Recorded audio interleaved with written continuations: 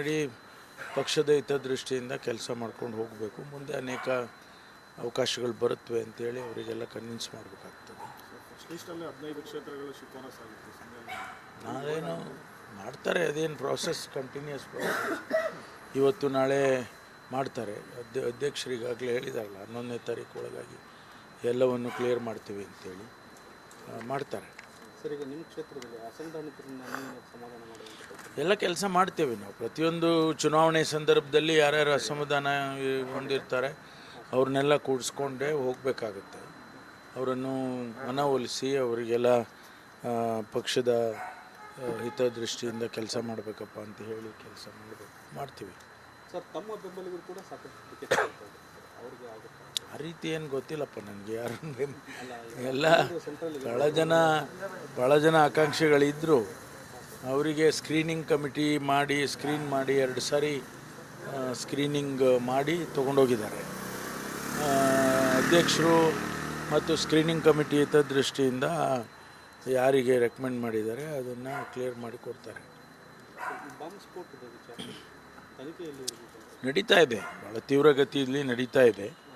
ಅನೇಕ ನಾನು ಹೇಳ್ತಾನೆ ಇದ್ದೀನಲ್ಲ, ಲೀಡ್ಗಳು ಪ್ರತಿನಿತ್ಯ ಒಂದೊಂದು ರೀತಿಯಲ್ಲಿ ನಮಗೆ ಮಾಹಿತಿಗಳು ಸಿಗ್ತಾ ಇದ್ದಾವೆ.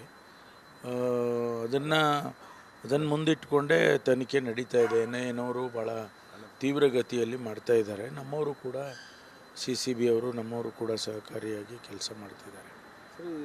ಜೈಲಲ್ಲೇ ವಿಧ್ವಂಸಕ ಕೃತ್ಯಗಳನ್ನು ನಡೆಸೋಕ್ಕೆ ಪ್ಲಾನ್ಗಳೆಲ್ಲ ಇದೆಲ್ಲ ಗಮನಿಸಿದ್ದೇವೆ, ನಾವು ಗಮನಿಸಿದ್ದೇವೆ, NIAನವರು ಗಮನಿಸಿದ್ದಾರೆ.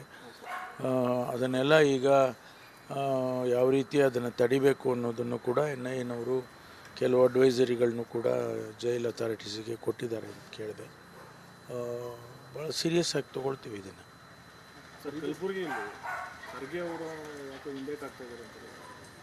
ಗೊತ್ತಿಲ್ಲ. ಅಂತಿಮವಾಗಿ ಅವರೇ ತೀರ್ಮಾನ ಮಾಡಬೇಕಲ್ಲ. ಅಧ್ಯಕ್ಷರು ಅವರೇ ಇದ್ದಾರೆ ಮತ್ತು ಅವರೇ AICC ಅಧ್ಯಕ್ಷರು ಇರುವಾಗ ನಾವು ಅದರ ಬಗ್ಗೆ ನಾವು ಏನು ಹೇಳೋಕ್ಕಾಗೋದಿಲ್ಲ. ಅವರಿಗೆ ಬಿಟ್ಟಿದ್ದು, ಅವರ ಏನು ತೀರ್ಮಾನ ಮಾಡ್ತಾರೆ ಅವ್ರಿಗೆ ಬಿಟ್ಟಿದ್ದು. ಸರ್, ಈಗ ದಲಿತ ಮೀಸಲು ಕ್ಷೇತ್ರಗಳಲ್ಲಿ ಹೆಚ್ಚುವರಿ ಸೀಟನ್ನು ಕೇಳ್ತಿದ್ದಾರೆ ದಲಿತರಿಗೆ ಗೆಲ್ಲುವಂಥ. ಆ ರೀತಿ ಯಾವುದು ನನಗೆ ತಿಳಿದಾಗೆ ಯಾವುದು ಕೂಡ ಆ ರೀತಿ ಪ್ರಪೋಸಲ್ ಇಲ್ಲ. 5 ಕ್ಷೇತ್ರ ಮೀಸಲು ಕ್ಷೇತ್ರ ಇದೆ, 5 ಕ್ಷೇತ್ರಗಳೇ ಅಭ್ಯರ್ಥಿಗಳನ್ನು ಕೊಡ್ತಾರೆ. ಅದಲ್ಲದೆ ಹೊರತುಪಡಿಸಿ ಇನ್ನು ದಲಿತ ಸಮುದಾಯದವರು ಬೇರೆ ಕ್ಷೇತ್ರದಲ್ಲಿ ಕೇಳಿದ್ದು ನನಗೆ ಗೊತ್ತಿಲ್ಲ. ಆ ಥರ ಏನಿಲ್ಲ. ಆ ರೀತಿ ಯಾವುದು ಪ್ರಪೋಸಲ್ ಇರಲಿಲ್ಲ. ಇನ್ನೂ ಜಾತಿ ಗಣತಿ ಇನ್ನೂ ಬಹಿರಂಗ ಆಗಿಲ್ವಲ್ಲ.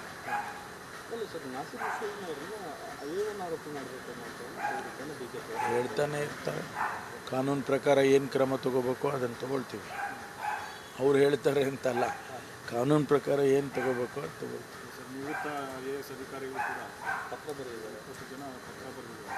ಬರೀಲಿ, ಅವ್ರು ಬರೆಯೋದಕ್ಕೆ ನಾವು ಯಾರು ತಡೆಯೋಕ್ಕಾಗುತ್ತೆ? ಬರೆಯೋದಿದ್ದರೆ ಅವ್ರು ಬರೆದಿದ್ದಾರೆ ಅಂದರೆ ಅದನ್ನು ಪರಿಗಣಿಸ್ತಾರೆ. ಯಾವುದೇ ರೀತಿಯಲ್ಲಿ ಅದನ್ನು ನೋಡಬೇಕು ಅದನ್ನು ಕೇಂದ್ರ ಸರ್ಕಾರಕ್ಕೆ ಅವ್ರು ನೋಡ್ಕೊಡ್ತಾರೆ.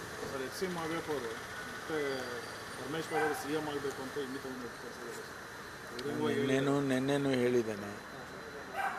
ಈಗ ಒಂದು ಸ್ಥಿರವಾದ ಸರ್ಕಾರ ಇದೆ. ಮಾನ್ಯ ಮುಖ್ಯಮಂತ್ರಿಗಳು ಸಿದ್ದರಾಮಯ್ಯನವರು ಇದ್ದಾರೆ. ಈಗ ಆ ವಿಚಾರಗಳೆಲ್ಲ ಅಪ್ರಸ್ತುತ ಅಂತ ಹೇಳಿದ್ದೇನೆ. ಅದನ್ನ ಈಗಲೂ ಅದನ್ನೇ ರಿಪೀಟ್ ಮಾಡ್ತೇನೆ. ಅಲ್ಲ, ಲೋಕಸಭೆ ಚುನಾವಣೆ ಮುಗಿದ ಬಳಿಕ ಇನ್ನಷ್ಟು ಬಲ ಬರುತ್ತೆ ಈ ಧ್ವನಿಗೆ. ಅದೀಗ ಸದ್ಯಕ್ಕೆ ಅದ್ರ ಬಗ್ಗೆ ಚರ್ಚೆ ಮಾಡದೇ ಇರೋದೇ ಸೂಕ್ತ. ಚುನಾವಣೆಗೆ ಹೋಗ್ತಾ ಇದ್ದೀವಿ, ಎಲ್ಲರೂ ಒಟ್ಟಿಗೆ ಕೆಲಸ ಮಾಡಿ ಹೆಚ್ಚು ಸೀಟ್ಗಳನ್ನು ಗೆಲ್ಲಿಸ್ಕೊಳ್ಳೋದಕ್ಕೆ ನಾವೆಲ್ಲ ಪ್ರಯತ್ನ ಮಾಡಬೇಕು ಅಂತೇಳಿ ನನ್ನ ಅನಿಸಿಕೆ ಅದು. ಯಾಕೆಂದರೆ ನಾವು ಹೆಚ್ಚು ಸೀಟ್ ಗೆದ್ದರೆ ಇನ್ನೂ ಕಾಂಗ್ರೆಸ್ ಪಕ್ಷಕ್ಕೆ ಹೆಚ್ಚು ಶಕ್ತಿ ಬರುತ್ತೆ. ಆಡಳಿತ ಸುಲಭವಾಗಿ ಆಡಳಿತ ಮಾಡೋದಕ್ಕೆ ಸಾಧ್ಯ ಆಗುತ್ತೆ. ಈ ಕೂಗು ಸರ್ ದಲಿತರ ಮತಗಳ ಕ್ರೋಢೀಕರಣಕ್ಕೆ ಅನುಕೂಲ ಆಗುತ್ತೆ ಕಾಂಗ್ರೆಸ್ ಪಕ್ಷಕ್ಕೆ? ಗೊತ್ತಿಲ್ಲ, ಅದು ಯಾವ ರೀತಿ ನಾವು ವಿಶ್ಲೇಷಣೆ ಮಾಡ್ತೀವೋ ಆ ರೀತಿ ಒಬ್ಬೊಬ್ಬರು ಒಂದೊಂದು ರೀತಿ ವಿಶ್ಲೇಷಣೆ ಮಾಡ್ತಾರೆ.